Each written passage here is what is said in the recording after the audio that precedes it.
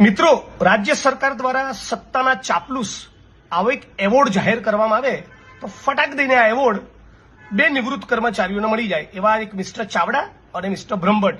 આ બંનેને હમણાં મારી વિરુદ્ધ ઉશ્કેરવા માટે ન્યૂઝ ચેનલની ડિબેટમાં કેટલાક લોકોએ બેસાડ્યા.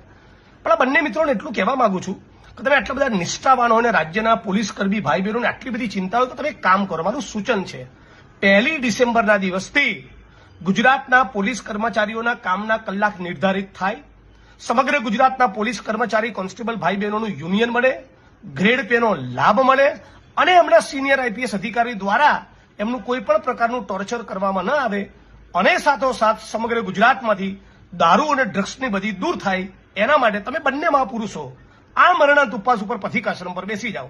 આવું મારું સૂચન છે. તમે ગુજરાતની જનતાનું ઓપિનિયન લો. જે પ્રમાણે તમે ડિબેટ કરીને તમારી જે પ્રતિભા ખીલી આવી છે, તમારું જે તેજ બહાર આવ્યું છે, ગુજરાતની જનતા પણ એવું ઈચ્છે છે કે તમે બંને જણા આ મરણાંત ઉપવાસ ઉપર બેસી જાઓ પથિકાશ્રમ. જ્યાં સુધી કે ગુજરાતમાં દારૂ ડ્રગ્સની બધી ખતમ નહીં થાય ત્યાં સુધી મિસ્ટર ચાવડા અને બ્રહ્મભટ્ટ આ બંને નિવૃત્ત આઈપીએસ અધિકારીઓ એ ગાંધીનગર પથિકાશ્રમ ખાતે બેસી જશે.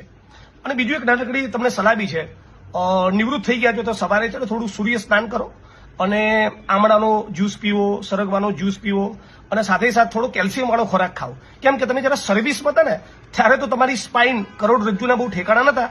કદાચ નિવૃત્તિ પછી કદાચ તમારી સ્પાઇન સરખી થાય. આશા રાખું તમને સમજણ પડી હશે.